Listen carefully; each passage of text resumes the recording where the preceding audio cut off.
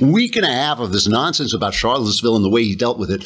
But the thing is, what he has done in Charlottesville is so important because he's violating the great left-wing media taboo, which is a taboo on saying anything that even seems racist.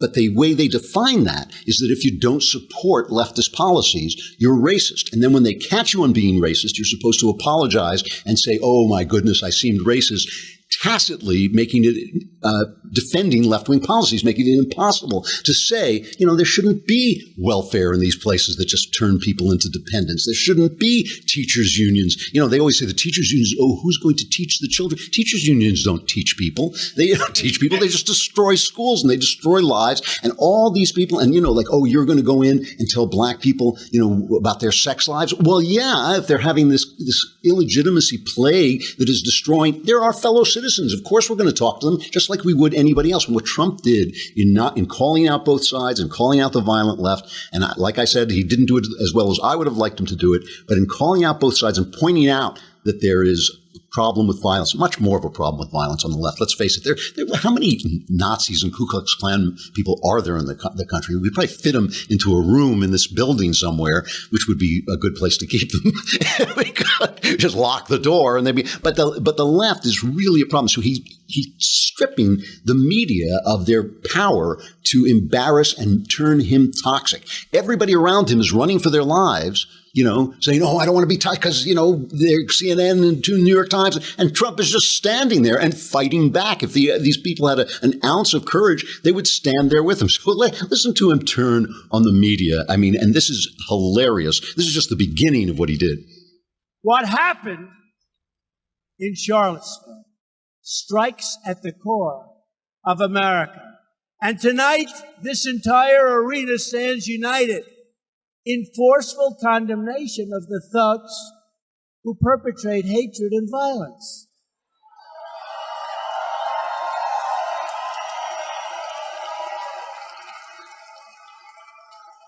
But the very dishonest media, those people right up there with all the cameras, and I mean truly dishonest people in the media and the fake media, they make up stories. They have no sources in many cases. They say a source says there is no such thing, but they don't report the facts. Just like they don't want to report that I spoke out forcefully against hatred, bigotry, and violence, and strongly condemned the neo-Nazis, the white supremacists, and the KKK. I openly called for unity, healing, and love, and they know it because they were all there. This is, first of all, just leaving the press out of it for a minute, he's got his people cheering against the KKK and the Nazis, cheering against the haters, and that, for people of goodwill, is a good thing. This is a movement. This is a powerful, powerful man with a big, big audience who loves him, and now they know he has now brought them with him over to the side of the anti-haters. So that's great for everybody. That's good for everybody. But at the same time, he then goes on, and I'm not going to play the whole thing. It went on forever, but it was uproariously funny. He goes on, he starts to read the statements that he made, and he says, when I talked against hate, and then the next day they said, oh, that's not enough, call out the KKK. So I called out the KKK. And then the next day I talked about loving, I say we love it. And then I made this speech, and he goes on, and it's all true. I mean, this is the other thing. It's all true. So the news media is saying, well, he left out the fact that he said that there were problems on all sides and on both sides. And this is the thing they've been hitting him with. But guess what? We know that because that's all they've been saying all this time. So all he was saying is, yes, I may have said that, but I also said these things. And, these are the things he said. And it's kind of unimpeachable stuff, the way he talks and the way he made it sound. And that one line that they keep hitting him with about the fact that he said there are good people on both sides. Matt Lauer said to the vice president, have you ever met a good person on the Nazi side? But he wasn't talking about that. And everybody knows it. He was talking about the people who opposed tearing down statues. He was saying there were good people, on both sides of that issue. And I don't know if there were any good people in Charlottesville that day. They all seem pretty nasty to me. But okay, so he's calling them out. So now he's taken away, and then he does a couple of other just brilliant things that I'll just mention. I don't want to play the whole thing because it was kind of long, but he's talking about the fact about the elites, and everybody is attacking the elites. And he says, you know what? I live in the White House. I went to all these good schools. I got better grades than they did. Maybe we're the elites.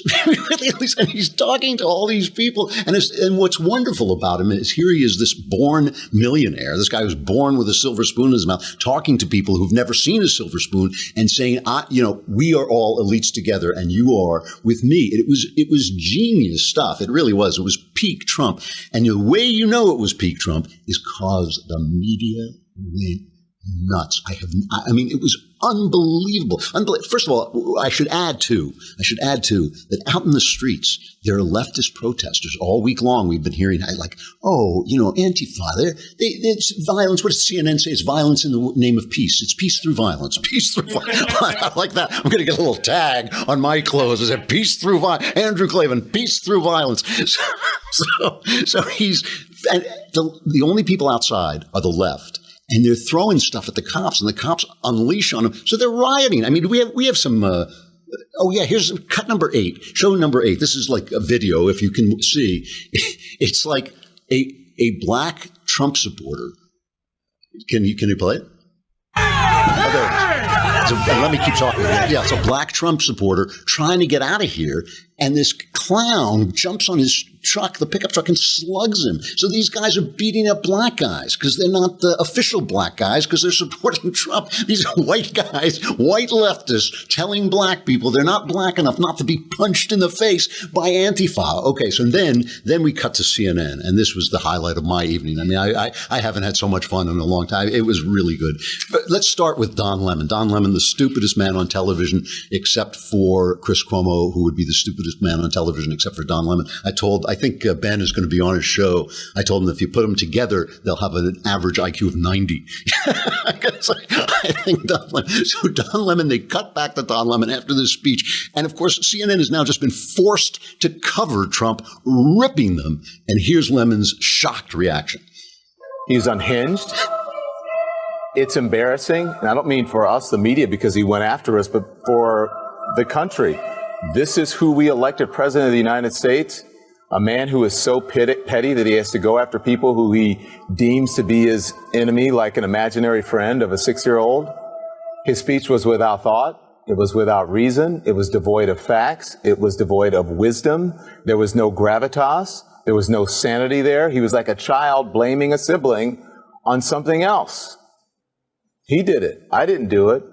He certainly opened up the race wound from Charlottesville.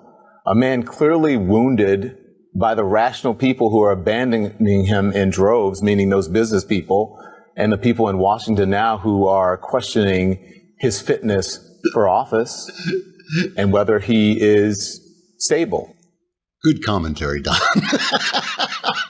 It's like, he's unhinged. He attacked me, Don Lemon, whom everybody loves. How could he do that? He must be unhinged. It was great.